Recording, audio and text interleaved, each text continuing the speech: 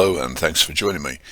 Well, what we're going to do now is to use this clip to expand on some of the ideas that you would have seen in our previous introductory one, and we'll just take you through a little bit of the purpose and the general direction that the program follows. Thanks. I think we need to say it now that well-being is not a new idea.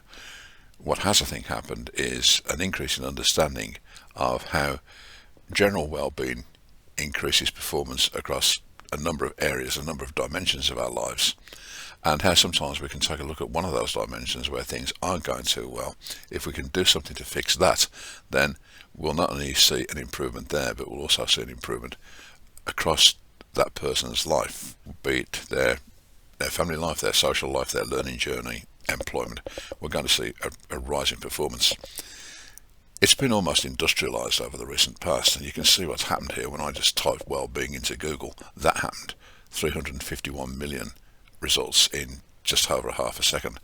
So for the purposes of this presentation, we're now going to single out what we hope will be the benefits of working with us. We use a major aspect of positive psychology in our approaches, and that's about recognising core strengths and core values, and to explore ways in which we can apply those to meet some of the challenges that are facing us.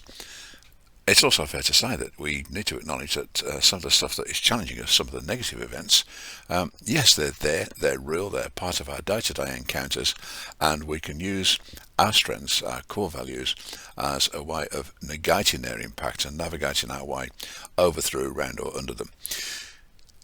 I want to draw the distinction between positive psychology and positive thinking, because when you're in a pretty dire situation, the last thing you need is somebody telling you that all you need to do is think positively and it will get better. If only life were so simple, eh? Well, within schools, universities, further education, colleges, and across life in general, we sometimes can recognise people who need a bit of help, need a bit of reaching out toward. And within educational organisations and some others, training organisations, there are mentors who can do that. And what our program offers is a framework within which that mentor can operate, and we've got, if you like, something that we can begin to talk about in terms of developing stories and outcomes. In terms of beneficiaries, I'm going to start outside and work my way in. So society, let's just take a think about what that might look like in the coming years for the young people with whom we're working now.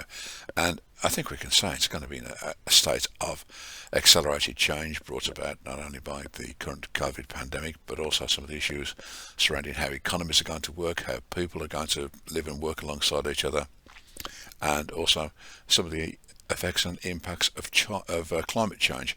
There's an awful lot facing us.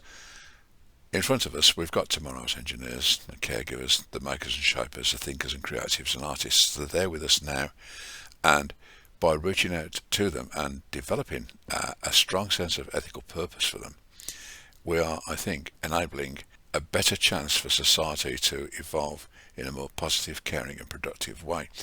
Now, these values are delivered through organisations, and it feels right to me that looking at maybe some of the ideas of servant leadership, that organisations have stewardship over what they do, a stewardship for the future.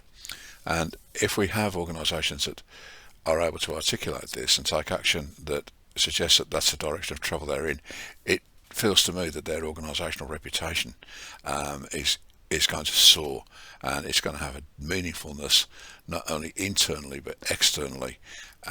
It's really about saying this is a good place to be because we have strong ethical values, and there is a sense of purpose about us that refers to a better and aspirational future. Organisations are made of people, and we want people to be able to be skilled in an ethically valid way, and to transfer those skills across a number of contexts, and to give them a sense of job satisfaction beyond the self, the knowing and the understanding that you're contributing to something bigger than yourself. And here we have the beneficiaries of the intervention, our students and learners. We want them to have happiness, agency, to have their very best crack at a strong academic performance, a strong vocational performance, and to do that we need them there, we need them present not only physically but emotionally present and academically present and motivationally present. So those are the beneficiaries of our program, and that's what we want to see happen from you working with us, and we'd love to talk to you a little bit more about it. Thanks very much indeed.